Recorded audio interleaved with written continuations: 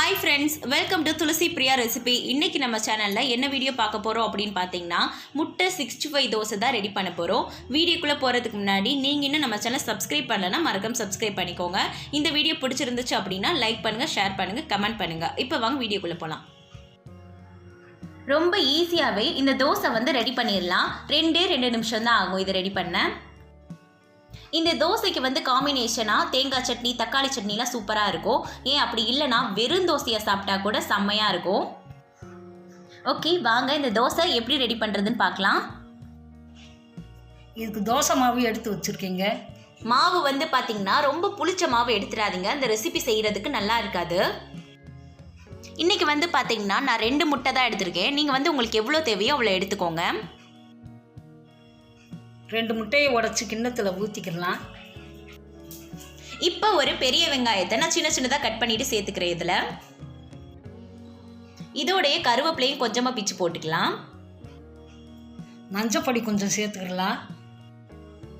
1/2 spoon மிளகு தூள் சேர்த்துக்கலாம். இதில் வந்து நம்ம மெயினாக போட போகிறது என்னன்னு பார்த்தீங்கன்னா 65 பொடி. இது வந்து நான் 2 ஸ்பூன் ஆட் பண்ணிக்கிறேன். நீங்கள் எந்த பிராண்ட் வேணால் யூஸ் பண்ணிக்கலாம். நான் வந்து இதில் உப்பு எதுவுமே ஆட் பண்ணலை. மாவுலையும் வந்து உப்பு இருக்கும். 65 பொடியிலையும் பார்த்தீங்கன்னா உப்பு ஆட் பண்ணியிருப்பாங்க. அதனால உங்களுக்கு உப்பு தேவைப்பட்டுச்சுன்னா நீங்கள் சேர்த்துக்கலாம். ஒரு சில 65 பொடியிலலாம் வந்து பார்த்தீங்கன்னா உப்பு கம்மியாக இருக்கும். அதனால நீங்கள் அதை டேஸ்ட் பண்ணி பார்த்துட்டு சேர்த்துக்கோங்க. இப்போ இதெல்லாம் வந்து நல்லா பீட் பண்ணிக்கலாம். உங்ககிட்ட வந்து விஸ்க் இருந்தால் அதை வச்சு கூட நீங்கள் வந்து பீட் பண்ணி எடுத்துக்கலாம் அதை.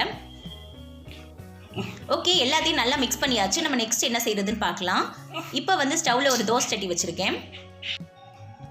தோசை சட்டி வந்து சூடானதுக்கப்புறம் ஒரு 2 கரண்டி அளவுக்கு மாவு எடுத்து நான் தோசை ஊற்றிக்கிறேன். ஸ்டவ்வை வந்து பார்த்தீங்கன்னா ஸ்லோ ஃப்ளேம்லேயே வச்சுக்கோங்க. தோசை வந்து பார்த்தீங்கன்னா நான் ஓரளவுக்கு மந்தமாக தான் ஊற்றிருக்கேன். நீங்கள் மெல்லிசா ஊற்றணுன்னா கூட ஊற்றிக்கலாம்.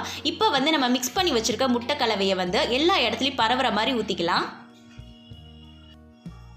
நம்ம கலந்து வச்சிருக்க முட்டை வந்து பார்த்தீங்கன்னா 2 தோசை வரைக்கும் வரும். அதனால நான் இதில் வந்து பாதி தான் வந்து ஆட் பண்ணியிருக்கேன். முட்டையை வந்து தோசையில் ஊற்றுற வரைக்கும் ஸ்டவ்வை வந்து ஸ்லோ ஃப்ளேம்லேயே வச்சுக்கோங்க. எல்லா இடத்துலையுமே முட்டையை வந்து பரவலாக ஊற்றிட்டோம். இப்போ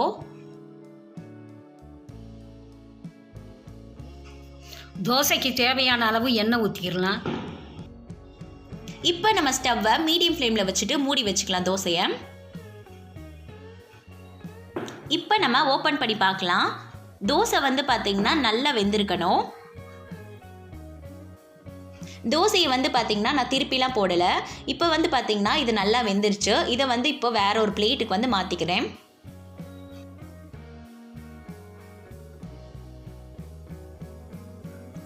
இதே மாதிரி நம்ம இன்னொரு தோசை ஊற்றிக்கலாம். இப்போ தோசை சட்டி வந்து பார்த்தீங்கன்னா சூடாக இருக்கும். அதனால் நான் லைட்டாக மட்டும் தண்ணி தெளித்து விட்டுக்கிறேன்.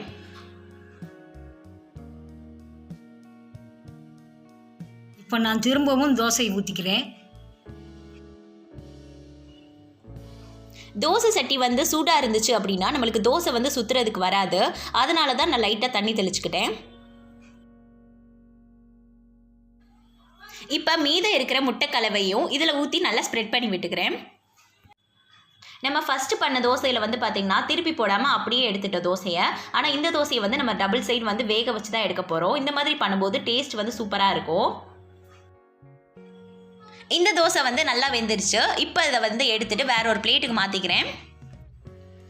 ஓகே, ரொம்ப சிம்பிளான முட்டை 65 தோசை வந்து ரெடி ஆயிடுச்சு. குழந்தைங்களுக்கு வந்து இந்த தோசை கொடுக்குறதா இருந்தால் மிளகுத்தூளை வந்து கம்மியாகவே ஆட் பண்ணி கொடுங்க. 65 பொடி வந்து பார்த்திங்கன்னா அந்த அளவுக்கு காரம் கொடுக்காது. உங்களுக்கு காரம் அதிகமாக வேணும் அப்படின்னு நினச்சிங்கன்னா நீங்கள் பச்சை மிளகா, அப்படி இல்லைனா தனி மிளகாய் தூள் கூட ஆட் பண்ணிக்கலாம். ரொம்ப நல்லாயிருக்கும். செய்கிறது ரொம்ப ஈஸி. வீட்டில் செஞ்சு பாருங்கள். கண்டிப்பாக உங்களுக்கு இந்த வீடியோ பிடிச்சிருக்கும் நம்புகிறேன். இந்த வீடியோ பிடிச்சிருந்துச்சு அப்படின்னா லைக் பண்ணுங்கள், ஷேர் பண்ணுங்கள், கமெண்ட் பண்ணுங்கள். நம்ம சேனலை மறக்காமல் சப்ஸ்கிரைப் பண்ணுங்கள். தேங்க்யூ.